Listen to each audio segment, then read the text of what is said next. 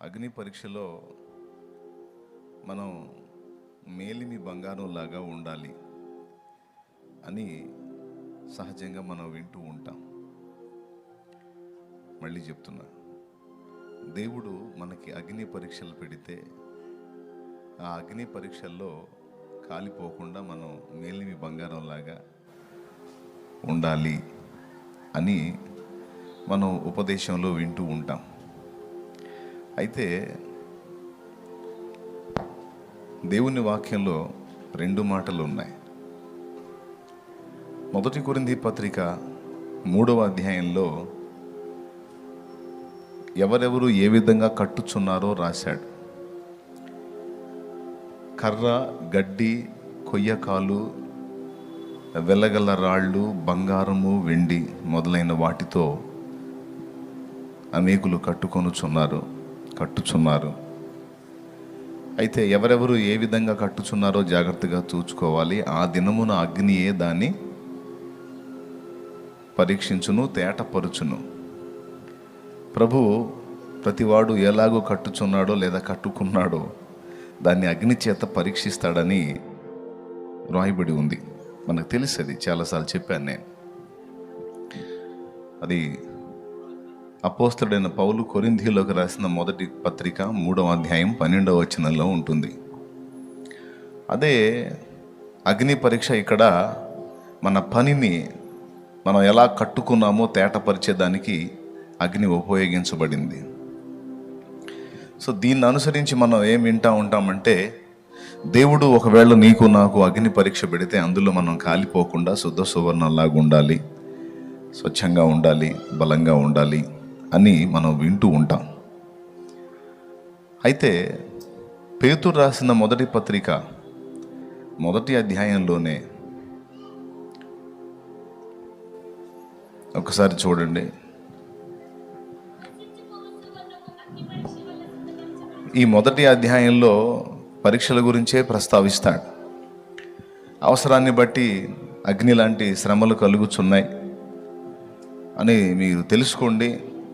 నానా విధమైన ఇబ్బందులు మీకు కలుగుతున్నాయి, కొంత ఇబ్బంది పడుతున్నారు, అయినా మీరు బాధపడకండి అని ఆ తర్వాత మాటల్లో చెప్తాడు. నశించిపోవు సువర్ణము అగ్ని పరీక్ష వలన శుద్ధిపరచబడుచున్నది కదా.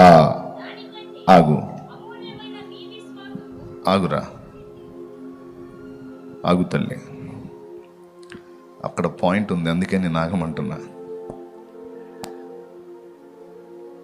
అగ్ని పరీక్షకు నిలవాలి, కాలిపోకుండా జాగ్రత్తగా ఉండాలి అని 1 కొరింథీ పత్రిక 3:12 చదువుకున్నాం.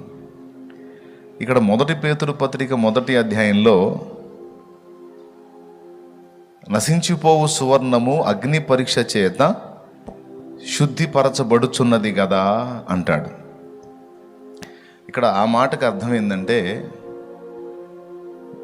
బంగారం అగ్ని చేత పరీక్షింపబడుతుంది అనేది వాస్తవం, అగ్ని చేత పరీక్షింపబడుతుంది అనేది వాస్తవం. అయితే ఇంకొక వాస్తవం ఏంటంటే,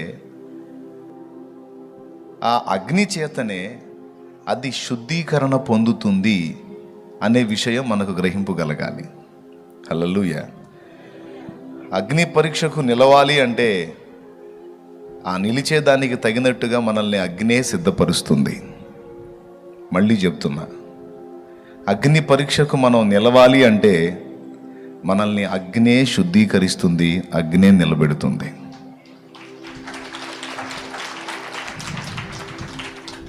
ఒక వచనం ప్రశ్నను ఇస్తే ఒక వచనం జవాబు ఇస్తుంది. అగ్ని పరీక్షకు ఎలా నిలవగలుగుతాను నేను అంటే అగ్నే నిలుపుతుంది. అందుకే అంటాడు, శోధింపబడిన మీదట నేను సువర్ణమై మార్పు చెందుతాను. అంటే శోధనలు, శ్రమలు, ఇబ్బంది కొలిమి మనల్ని శుద్ధ సువర్ణంగా మార్పు చెందేటట్టు చేస్తుంది. కాబట్టి అగ్ని పరీక్షకు భవిష్యత్తులో మనం నిలవాలంటే ముందు అగ్ని చేతనే మనం సిద్ధపరచబడాలి. ఏవేవి మనల్ని శుద్ధీకరిస్తాయి? మొట్టమొదటిది, మన దేవుడు దహించు అగ్ని అయి ఉన్నాడని హెబ్రీ పత్రిక 12వ అధ్యాయము చివరి లైన్ చెప్తుంది. మన దేవుడు దహించు అగ్ని అయి ఉన్నాడు. రైట్, అక్కడ పెట్టు ఆ విషయం. మన దేవుడు అగ్ని. రెండవది, పరిశుద్ధాత్మ అభిషేకము మనల్ని శుద్ధీకరిస్తుంది. పరిశుద్ధాత్మ అభిషేకము, మళ్ళీ చెప్తున్నాను, ఆత్మాభిషేకం. అపోస్తలుల మీదకి ఆయన ఎలా దిగి వచ్చాడని రాసుంది అపోస్తలుల కార్యం 2వ అధ్యాయంలో. మన శుద్ధీకరణ కొరకు దేవుడు వాడుతున్న 3 సంగతులు, 3 రకములైన అగ్ని. సింపుల్ మెసేజ్, బాగా తీసుకోండి మైండ్లోకి. ఇది మన శుద్ధీకరణ కొరకు, రేపు ఎదురయ్యే అగ్ని పరీక్షలో మనం నిలుచుట కొరకు, ముందుగానే దేవుడు మన శుద్ధీకరణ కొరకు దేవుడు వాడుతున్న 3 విధములైన అగ్ని. మొట్టమొదటిది అపోస్తలుల కార్యములు 2వ అధ్యాయంలో పెంతెకోస్తు పండుగ నాడు వారంతా మేడగది మీద గ్యాదర్ అయినప్పుడు వారు ప్రార్థన చేస్తూ ఉన్నారు. 10 దినాలు దేవుడు ఇచ్చిన వాగ్దానం నెరవేరటం కోసం కనిపెట్టుకున్నారు. ఆ వాగ్దానపు నెరవేర్పు 10వ రోజు వారు పొందారు. వారంతా కూడి ఉన్నటువంటి ప్రదేశం అంతా కూడా మరి వెలుగుతో నింపబడింది. అగ్ని నాలుకలుగా విభాగింపబడి వారిలో ఒక్కొక్కరి మీద రాలగా వారు దాదాపు 14-15 రకాల భాషలతో, అన్య భాషలతో దేవుణ్ణి మహిమపరిచారు. బాగా గమనించాలి. అగ్నిగానే వారి మీదకి ఆయన వచ్చాడు. మీరు పరిశుద్ధాత్మలోనూ అగ్నితోనూ బాప్తిస్మం పొందుతారు అని యోహాను చెప్పాడు. అవునా? పరిశుద్ధాత్మతోనూ అగ్నితోనూ మీరు బాప్తిస్మం పొందుతారని చెప్పాడు. సో శుద్ధీకరణకు దేవుడు వాడుతున్న మొదటి అగ్ని అభిషేకము. Okay, number 1. నంబర్ 2, రెండవది, శుద్ధీకరణ కొరకు దేవుడు వాడుతున్న మరొక అగ్ని ఆయన వాక్కు, దేవుని వాక్యం. ఇర్మియా గ్రంథంలో అంటాడు, నా మాట అగ్ని వంటిది కాదా, బండలను బ్రద్దలు చేయు సుత్తె వంటిది కాదా అంటాడు. కాబట్టి శుద్ధీకరణ కొరకు ఆయన మనకి వాక్యమును ఉదకము చేత స్నానం చేయించడానికి వాక్య ఉదకాన్ని మన కొరకు సిద్ధపరిచాడు, అది మనకు అనుగ్రహించాడు. సో మన శుద్ధీకరణ కొరకు దేవుడు వాడిన లేదా వాడుతున్న మరొక అగ్ని వాక్యాగ్ని. చూడండి, మనలో ఏ చెత్త, ఏ కల్మషం దాగి ఉన్నా వాక్య ఉపదేశం వెలువడుతున్నప్పుడు కాల్చబడతా ఉంటుంది. Praise the Lord, hallelujah. So మారుమూలలో దాగిన చెత్తని కూడా సమస్తము కాల్చగల శక్తి అగ్నికి ఉంది కనుక ఆ అగ్ని పేరు వాక్యాగ్ని. ఓకేనా?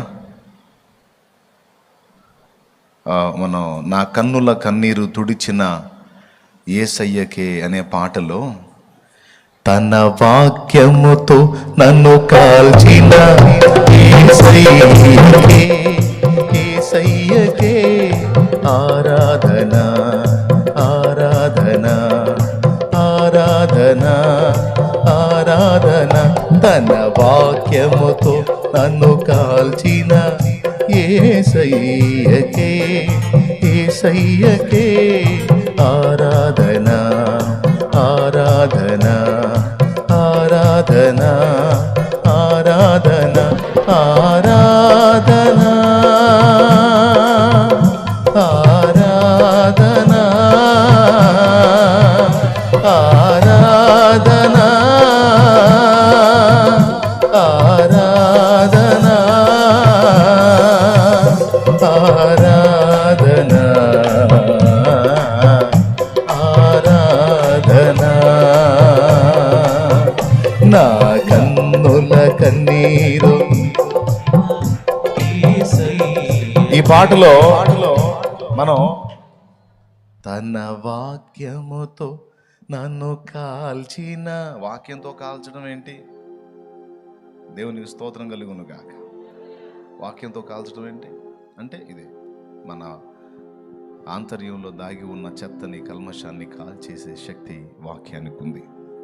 కాబట్టి వాక్యం ఒక అగ్ని. 2, మూడవ అగ్ని శ్రమలు. ప్రియులారా, మనుషుల వ్యక్తిత్వాల్ని మనం పరీక్షించుకుంటే చిన్ననాటి నుంచి నానావిధ బాధల్లో శ్రమల్లో నలిగిపోయి ఆ శ్రమల కొలిమిలో పెంచబడినటువంటి వ్యక్తుల వ్యక్తిత్వాలు ఒక రకంగా ఉంటాయి. చిన్ననాటి నుంచి ఏ నొప్పి బాధ తెలియకుండా, ఏ సెగ తగలకుండా, ఏ అగ్ని తగలకుండా ప్రశాంతంగా పెరిగిన వాళ్ళ మైండ్ సెట్లు వేరుగానే ఉంటాయి. చిన్ననాటి నుంచి కూడా ఏ విధమైన శ్రమని రుచి చూడకుండా, ఏ నొప్పి తగలకుండా పెరిగినటువంటి వాడు అహంభావిగా, గర్విష్టిగా, ఇక వేరే వేరే మార్గాల్లో వాడు కనబడతాడు. చిన్ననాటి నుంచి నానావిధ శ్రమల చేత కొట్టబడి, గాయపరచబడి నలిగిపోయిన వాళ్ళ వ్యక్తిత్వం దీన మనసు, వినయం, సాత్వికం, మృదుత్వం అన్నీ వస్తాయి. మామూలుగా లోకపరంగా చూసుకున్నా కూడా, అవునా, మనం అనుకుంటాం ఆయనకి ఎందుకు తెలియదండి పాపం, కష్టపడి పైకి వచ్చినాడు, ఆయనకి మన బాధలు తెలుసు అందుకే అట్లా స్పందిస్తున్నాడు అంటాం. కష్టం అనే అనుభవం తెలియకుండా ఒకడు పెరిగాడు అనుకో, వాడికి ఏం తెలుసురా మన బాధలో. ఏనాడన్నా వాడు పడితే కదా. అడిగారా బాబు, శ్రీమంతుడి బిడ్డ, సమృద్ధి కలిగిన వాడి సంపన్నుడి బిడ్డ, వాడు చిన్ననాటి నుంచి కూడా సమృద్ధిగా పెరిగాడు కాబట్టి వాడికి మన బాధలు తెలియదు అనుకుంటాం. అదే కష్టపడి పైకి వచ్చినటువంటి వ్యక్తిని మనం చూసినప్పుడు, కష్టపడి పైకి వచ్చాడు, అందరి బాధలు తెలుసు ఆయనకి, అందుకే ఇలా స్పందిస్తున్నాడు. సో శ్రమలు మన వ్యక్తిత్వాన్ని శుద్ధిపరుస్తాయి. అందుకే దేవుడు తప్పనిసరిగా శ్రమలని వాడుకుంటాడు మన విషయంలో, మన క్షేమాన్ని కోరి, మన మేలు కోరి. మనం వాటి నుంచి విడుదల పొందాలని ఎప్పుడు తప్పిస్తూ ఉంటాం.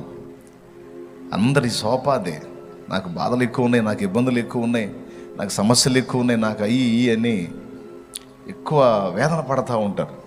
తప్పులేదు, బాధను అనుభవించేవాడికి తెలిసిందని ఇప్పుడే కదా చెప్పాను.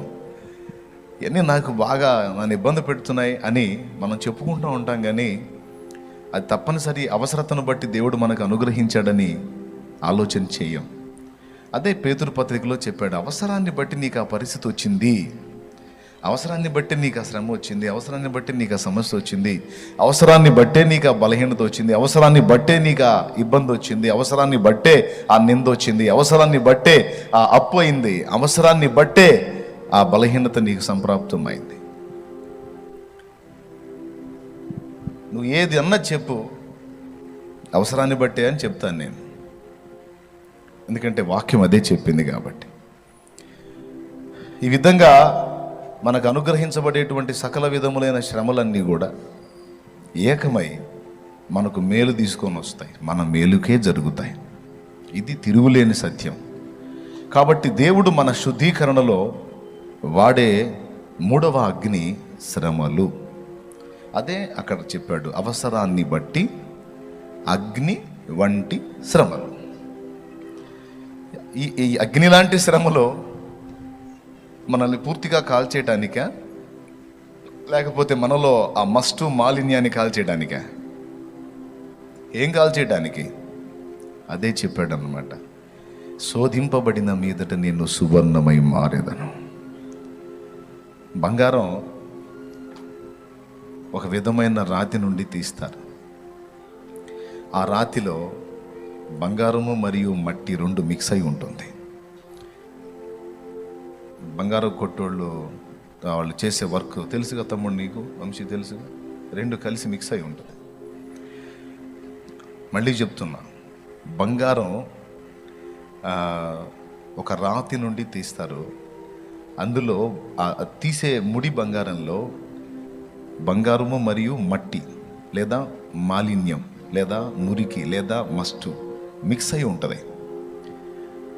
అది రెండు మిక్స్ అయి ఉన్నప్పుడు దాంతో నగ చేస్తే కొన్ని ఇబ్బందులు కలుగుతాయి. ఆ మట్టి బంగారం యొక్క బలాన్ని దెబ్బతీసే అవకాశం ఉంది. నంబర్ 1, ఆ మట్టి లేక ఆ మురికి మాలిన్యం బంగారం యొక్క తేజస్సును ఆపేసే అవకాశం ఉంది. అంత చెమకాయింపు ఉండదు. అర్థమైందా? ఆ మట్టి బంగారం యొక్క విలువను చాలా తగ్గించే అవకాశం ఉంటుంది. అర్థమైందా? కాబట్టి ఇప్పుడు బంగారంలో గట్టితనం రావాలంటే మట్టి తొలగిపోవాలి. లేకపోతే బంగారం అయినా సరే అది మెత్తగా ఉంటుంది, అది అంత పటిష్టంగా ఉండదు. మట్టి మిక్స్ అయితే సిమెంట్ బిల్డింగ్ కూడా ఎఫెక్ట్ అయిపోద్ది. కాబట్టి బంగారం అంటే పరలోక సంబంధమైనటువంటి వ్యక్తిత్వం, మట్టి అంటే భూ సంబంధమైంది. ఈ పరలోక సంబంధిలో ఈ భూ సంబంధమైన మట్టి కొంత మిళితమై ఉంటుంది. కొద్దిగా అర్థం చేసుకోవడానికి ప్రయత్నం చేయండి. ఈ పరలోక సంబంధిగా దేవుని రికార్డులోకి ఎక్కినటువంటి ఈ మనుష్యుడు, లేక నువ్వు నేను, ఎక్కడి వారంగా నిర్ణయించబడ్డా మన పౌరత్వం ఎక్కడిది అంటే అక్కడిది. కానీ ఇక్కడ ఉన్నాం, మట్టి లోకంలో ఉన్నాం. బంగారమే, మనలందరినీ నా బంగారాలు అని రాసుకున్నాడు. దేవా, నన్ను బంగారు తల్లి బంగారు తండ్రి అని ముద్దాడావుగయ్యా, మరి ఎందుకయ్యా నన్ను ఇలాగా కొలిమిలో కాలుస్తున్నావు అని అంటే, నువ్వు బంగారానివే కానీ కొద్దిగా మట్టి మిక్స్ అయి ఉంది, అందువల్ల గట్టితనం నీలో కొరవడింది. అందుకని ఈ అగ్ని పరీక్ష చేత లేదా ఈ అగ్ని చేత నీలో ఉన్న ఆ మట్టిని తొలగించే పని చేస్తున్నాను. మట్టి ఎక్కడిది? ఇక్కడిది. బంగారం దేనికి సాదృశ్యంగా ఉందంటే పరలోకానికి, పరలోక మహిమకు సాదృశ్యంగా ఉంది బంగారం. దేవునికి మహిమ. అదేందన్నా బంగారం అంటే ఇంకా పరలోకం అంటున్నా, బంగారం కంటే విలువైనవి చాలా ఉన్నాయి అని మీరు అంటారేమో. బంగారం కంటే విలువగా ఎంచబడ్డది ప్లాటినం ఒకటి ఉంది. ప్లాటినం బంగారం కంటే కూడా ఖరీదు. కానీ ఆశ్చర్యం ఏంటంటే ప్లాటినం స్టీల్, ఒరిజినల్ స్టీల్ లాగా ఉంటుంది. ప్లాటినంతో ఎవరైనా హారం చేయించుకున్నారనుకో, హారం చేయించుకొని, వడ్డాణం చేయించుకొని, చెవులకి చేయించుకొని, నెత్తి మీద ఇది చేయించుకొని, దేంతో? ప్లాటినంతో. పెళ్ళికి వెళ్ళారనుకో, మెంటల్ది ఏంటి అన్ని స్టీల్ పెట్టుకొని వచ్చింది అనుకుంటారు. ఇక ఆమె మనిషికి చెప్పుకోవాలి, అక్కయ్య ఇదేంటో తెలుసా, స్టీల్ అనుకున్నారు ప్లాటినం అని చెప్పుకోవాల్సి వచ్చింది.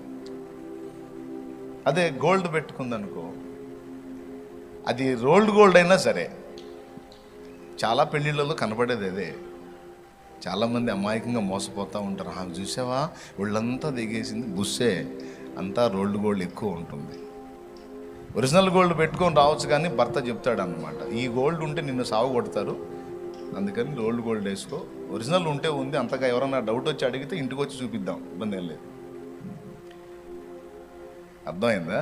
చాలా వరకు పెళ్ళిళ్ళలో మనకు కనపడేదంతా బుస్సు గోల్డే, అంటే రోల్డ్ గోల్డ్. కాబట్టి బంగారు వర్ణం ఉన్నటువంటి రోల్డ్ గోల్డ్ అయినా సరే దాని విలువే. అదేందో మరి, దాని వర్ణం తగిలితేనే ఆశ్చర్యంగా ఉంటుంది. అంతకంటే విలువైన ప్లాటినం అదంతా ఎన్నిక చేయబడదు. కాబట్టి ఇప్పుడు టాప్లో ఏది? బంగారమే. సో బంగారం పరలోకానికి, మట్టి భూలోకానికి గుర్తు. ఈ రెండు మిక్స్ అయిన వాడే మనిషి, ముఖ్యంగా రక్షింపబడినవాడు పరలోక పౌరుడు, పరలోక సంబంధి, లేక బంగారం. వాడు ఈ భూమిలో ఉన్నాడు, భూ సంబంధమైన ఆదాము సంబంధమైనటువంటి జీవం ఇంకా వాళ్ళలో పనిచేస్తున్న కారణం చేత కొంత మట్టి సంబంధమైన లక్షణాలు, మెంటాలిటీ, మైండ్ సెట్ ఉంటుంది, కొంత మట్టి వాసన ఉంటుంది. ఇది ఏమేం చేస్తుంది? బంగారానికి బలం తగ్గిస్తుంది, బంగారానికి వన్నె తగ్గిస్తుంది. ఈ మట్టితో అలాగున అమ్మటానికి మనం పెడితే దాని విలువ తగ్గుతుంది.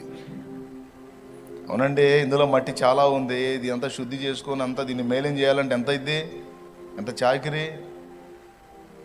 ఇందులో మురికంతా తీసేసి మంచి బంగారం పక్కకు తీయాలంటే ఇప్పుడు ఇంత ఉంది, ఇదంతా మురికంతా పోయేసరికి ఇంత అయింది, మా గాడు కుదిరిద్ది, ఇంత ఇస్తాం అంటారు. దానికి ఎక్కువ విలువ ఉండదు. కాబట్టి దానికి తేజస్సు రావాలన్నా, దానిలో గట్టితనం రావాలన్నా, దానికి విలువ సరిగ్గా ఉండాలన్నా అదేం చేయబడాలి? మాలిన్యం అంతా తొలగిపోయి మేలిమి బంగారం కావాలంటే ఏం చేయాలి? తప్పదు, ఇక దాన్ని అగ్నిలో పెట్టాల్సిందే. కాబట్టి అగ్ని పరీక్షలో మనం శుద్ధ సువర్ణంగా రేపు అక్కడ కనబడాలి అంటే అక్కడ అగ్నిలో మనం శుద్ధ సువర్ణంగా కనబడున్నట్లు భూమి మీదనే ముందు మనల్ని అగ్నిలో వేసి కాల్చి మురికి తీసేసి శుభ్రపరిచి అక్కడ తీసుకొని నిలబెట్టి చూసుకుంటాడు అన్నమాట.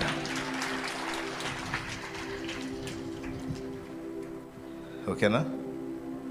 ఈ కారణం చేతనే భక్తులైన వారు అగ్ని వంటి శ్రమలకు గురి అవుతూ ఉంటారు. నేను చెప్తున్నా, నువ్వు ఇప్పుడు ఎంత ప్రశాంతంగానన్నా ఉంటూ భవిష్యత్తులో శ్రమ రాదని గ్యారంటీ లేదు. ఒకవేళ ఇప్పటికీ శ్రమల్లో నలిగిపోతా ఉన్నావు అనుకో, భవిష్యత్తులో విడుదల రాదని గ్యారంటీ లేదు. విడుదల రాదన్న గ్యారంటీ ఉందా? తప్పకుండా విడుదల వస్తుంది. దేవునికి మహిమ.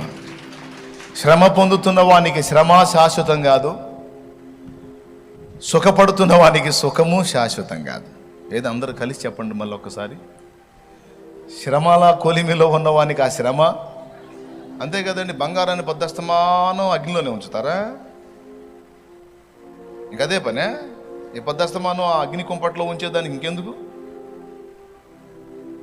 మాలిన్యం పోయిందాకే, ఆ మట్టి పోయిందాకే, ఆ మురికి ఆ మస్టు పోయిందాకే. పోయిన తర్వాత ఇంకా దాన్ని ఉంచమన్నా ఉంచరు. ఇక ఏదన్నా ఎప్పుడన్నా వేయాలంటే టెస్టింగ్ కోసం వేయటం తప్ప సమస్య లేదు. కాబట్టి మనకు తెలియకుండా చాలా ఉంటాయి. మనం బంగారమే అనుకుంటాం, మన ఫీలింగ్ మనకి. కానీ మనలో ఉన్న మురికి మాలిన్యం మనకు కాదు, మన సృష్టికర్తకు కనపడతా ఉంటుంది. ఏబు గురించి మొన్న చెప్పాను నేను. తన గురించి తనకి ఉన్న ఫీలింగ్, ఏబు గురించి ఏబుకున్న ఫీలింగు నేను చాలా పర్ఫెక్ట్ అని. కానీ ఏబులో ఏదుందో మట్టి వాసన అదంతా కూడా దేవుడు గుర్తించాడు.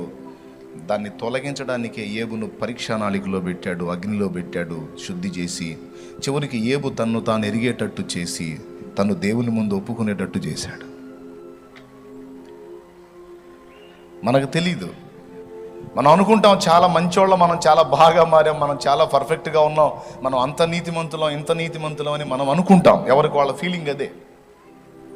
పౌలంతటి మహనీయుడు ఏమన్నాడో తెలుసా? నా యందు నాకు ఏ దోషము కానరాదు, కానీ నన్ను పరీక్షించువాడు ప్రభువే అన్నాడు. నన్ను విమర్శించువాడు ప్రభువే. నన్ను నేను విమర్శించుకోవాలంటే నా దగ్గర నాకే లోపం కనపడదు, నాకే తప్పు కనపడదు, నా దగ్గర నాకే వంకర కనపడదు. కానీ ప్రభువు నన్ను చూసినప్పుడు ఎన్ని కనపడతాయో నేను చెప్పలేను. కాబట్టి నా దృష్టి కాదు, ప్రభువు దృష్టికి నేను ఎలా ఉన్నానన్నది ముఖ్యం. ఏబు గ్రంథంలో ఉన్న మాటే ఇది. శోధింపబడిన మీదట, ఏబు గ్రంథము 23వ అధ్యాయము 10వ వచనం ఒకసారి చూడండి. నేను నడుచు మార్గము ఆయనకు తెలియను, ఆయన నన్ను శోధించిన తరువాత నేను సువర్ణము వలె కనబడుదును. ఈ నడకలో రకరకాల పరిస్థితులు ఎదురవుతున్నాయి. నేను నడుస్తున్న మార్గం నాకు అర్థం కావట్లా. వెళ్తున్నా, అట్లా పడి వెళ్తున్నా, కానీ నాకు అర్థం కావట్లా. కానీ నాకు ఒకటి అర్థమైంది ఏంటంటే, నేను వెళ్ళుచున్న మార్గము నా దేవునికి తెలుసు. నాకు తెలియాల్సిన అవసరం లేదు. నాకు తెలిసినా తెలియకపోయినా తెలియాల్సిన వాడికి తెలుసు. ఎవరికి తెలుసు? నా ప్రభువుకు తెలుసు.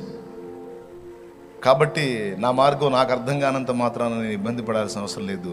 నన్ను నడిపించి ఆయన చేతికి నేను అప్పగించుకున్నాను, ఆయనే నన్ను నడిపిస్తున్నాడు. చూడండి, నేను నడుచు మార్గము ఆయనకు తెలియను. తర్వాత ఆయన నన్ను శోధించిన తరువాత నేను సువర్ణము వలె కనబడుదును. అద్దుగో, ఎప్పుడు సువర్ణమే కనపడతాడంట? శోధించిన తరువాత, అంటే పరీక్షించిన తరువాత, పరిశోధనలో ఉంచిన తరువాత, కుంపటిలో నన్ను కాల్చిన తరువాత, శుద్ధీకరణ చేసిన తరువాత, నాలో ఉన్న మట్టి మురికి మాలిన్యం తొలగించిన తరువాత నేను సువర్ణం, శుద్ధ సువర్ణమై కనపడతాను. హల్లెలూయా. అందుకు భక్తుడు పాడుకున్నారన్నమాట ఇదే పదాలని. ఈరోజు నువ్వు నడుస్తున్న మార్గం నీకు అర్థం కాకపోవచ్చు. నెక్స్ట్ మజిలీ ఏంది, తర్వాత పరిస్థితి ఏంది, ఇప్పటిదాకా ఎలాగా వచ్చామో అర్థం కాలేదు. కానీ మొత్తానికి ఈ మజిలీకి వచ్చాం. ఇక నుంచి ఇక తర్వాతి మజిలీ ఏంటి అనేది అర్థం కావట్లే. కానీ నీకు అర్థం కాకపోయినా నిన్ను నడిపించే దేవునికి సమస్తము తెలిసే ఉంది. అవసరాన్ని బట్టి అగ్ని వంటి శ్రమలు కలుగుచున్నవని తెలిసి కలత చెందబోకు. అవసరాన్ని బట్టి అగ్ని వంటి శ్రమలు కలుగుచున్నవని తెలిసి కలత చెందబోకు. నిన్ను పిలిచిన దేవుడు నమ్మదగినవాడు. శోధనలో నిన్ను విడిచిపెట్టిపోడు.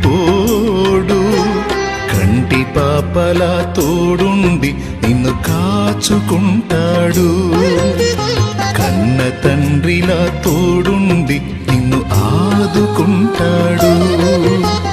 నమ్ము నేస్తమా, ఇది సత్యం. వీడబోకుమా విశ్వాసం. నీ ఆశ నిరాశ కానే కాదు, వేదన ఎందుకు? నీ కన్నీరు కలకాలముండదు, కలతే చెందకు. నీ ఆశ నిరాశ కానే కాదు, వేదన ఎందుకు? నీ కన్నీరు కలకాలముండదు, కలతే చెందకు.